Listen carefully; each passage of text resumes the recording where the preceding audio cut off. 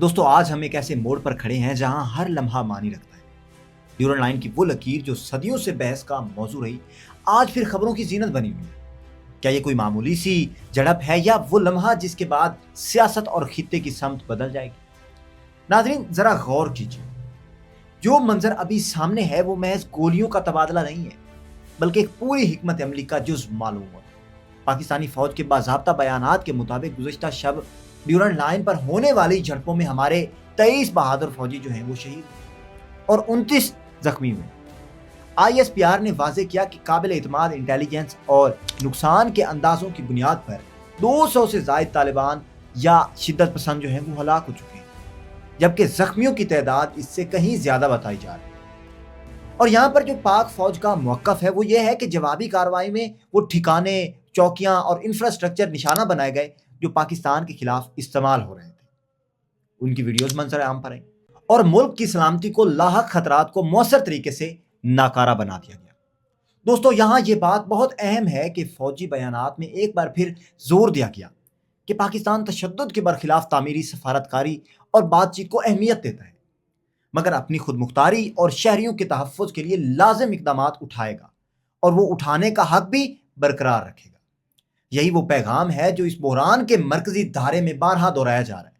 اور یہاں پر آج وزیر اعظم شہباز شریف کا بھی ایک بیان ہے۔ انہوں نے کہا کہ افغانستان کی جانب سے سرحدی اشتعال انگیزی کی مذمت کی جائے گی، مذمت کی جا رہی ہے، اور پاک افواج کو بہترین اور بروقت جواب دینے پر خراج تحسین پیش کیا۔ انہوں نے کہا کہ جنرل عاصم منیر کی قیادت میں فورسز نے مؤثر کارروائی کی، دشمن کو پسپائی پر مجبور کیا اور اس امر کی واضحیت دی کہ پاکستان کے دفاع پر کوئی سمجھوتا نہیں ہوگا۔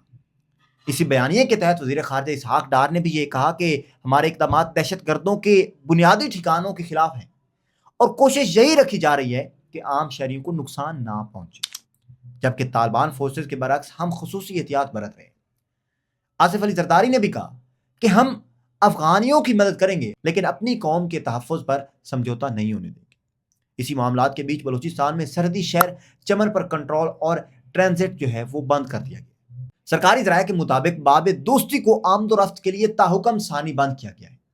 چمن وہ راستہ ہے جہاں سے بہت سی تجارتی حوالہ جات اور افغان مہاجرین کا آمد و رفت ہوتا ہے، اس لیے اس بندش کے معاشی اور انسانی اثرات بہت زیادہ اہم ہوں گے۔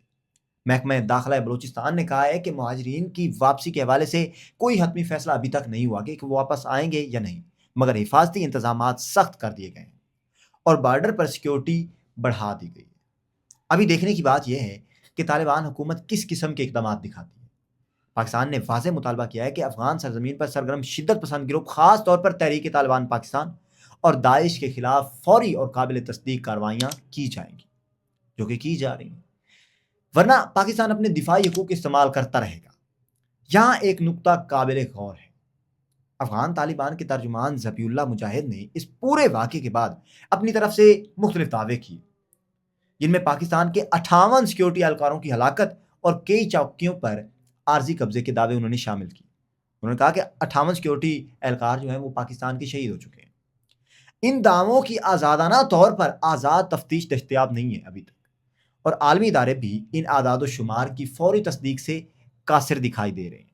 یہی وہ جگہ ہے جہاں حقائق اور دعووں کے درمیان فرق واضح ہونا چاہیے۔ دوستو یہاں یہ بات بھی مد نظر رہے کہ طالبان کی جانب سے یہ دعویٰ بھی سامنے آیا کہ داعش کا سربراہ پاکستان میں ہے اور تنظیم کے مراکز پاکستان کے اندر فعال ہیں۔ یہ الزامات خطے کی پیچیدگی کو مزید بڑھاتے ہیں، یہ انہوں نے جل لگائے ہیں اور بین الاقوامی سطح پر بھی نوٹس طلب ہیں۔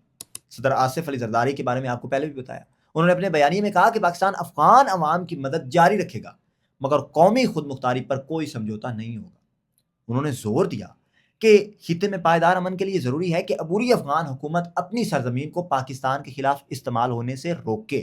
یعنی یہاں جو شدت پسندی پھیلائی جا رہی ہے، اب میں ایک اہم پہلو کی طرف آتا ہوں، وہ پہلو جو اس معاملے کو سادہ سردی جھڑپ سے آگے بڑھا دیتا ہے، یعنی انفارمیشن وارفیئر، معلوماتی جنگ۔ یہاں دوستو ایک واضح پیٹرن دکھایا جا رہا ہے جہاں مخصوص میڈیا چیلنجز اور سوشل میڈیا اکاؤنٹس نے صورتحال کو بریکنگ اور جذباتی انداز میں پیش کرنا شروع کر دیا۔ کچھ بھارتی ذرائع ابلاغ نے بلا ثبوت یہ دعوے شروع کر دیے کہ افغان جنگجوؤں نے موٹر وے یا دیگر اہم شاہراہوں پر قبضہ کر لیا یا انہیں ہائی جیک کر لیا۔ یہ دعوے جب فیکٹ چیک کیے گئے تو معلوم ہوا کہ بہت سی ویڈیوز یا تصاویر پرانی تھیں یا کسی اور واقعے کی تھیں جنہیں اب ہونے والے تنازع سے جوڑ دیا گیا۔ اس مفروضاتی پروپیگنڈے کا مقصد واضح لگتا ہے۔ کسی بھی ایسے لمحے میں جب خطے کی حساسیت بڑھے، کئی فریق معلومات کو اپنے فائدے کے لیے استعمال کرتے ہیں تاکہ بین الاقوامی اور داخلی سطح پر مخصوص سیاسی مقاصد حاصل کیے جا سکیں۔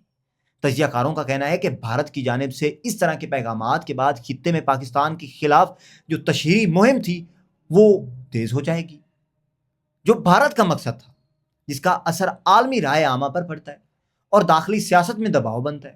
یہ بھی قابل غور ہے کہ جب اطلاعات غیر یقینی ہوں تو غلط معلومات تیزی سے پھیلتی ہیں، اور یہ پھیلاؤ اکثر سفارتی تعلقات کو نقصان پہنچاتا ہے، جس کا نقصان صرف ایک فرد کو نہیں ہوتا بلکہ پورے ملک کو ہوتا ہے۔ اس لیے پاکستانی حکام نے میڈیا رپورٹنگ پر توجہ دینے اور فیک نیوز کی روک تھام کے لیے اقدامات کی ضرورت پر بھی زور دیا، اور ایسے دعووں کی آزادانہ تصدیق طلب کی جو کسی طور پر تناؤ کو بڑھا سکتے ہیں۔ دوستو، ایک اور زاویہ جو اس پورے واقعے میں اہم ہے وہ یہ ہے کہ طالبان حکومت کے اندرونی تناظر کو بھی سمجھنا ضروری ہے۔ افغانستان میں داخلی سیاسی مسائل، معاشی مشکلات اور بین الاقوامی دباؤ ایسے حالات ہیں جن میں سرحدی تناؤ داخلی کمزوریوں کا سہارا لے کر عوامی توجہ ہٹا سکتا ہے۔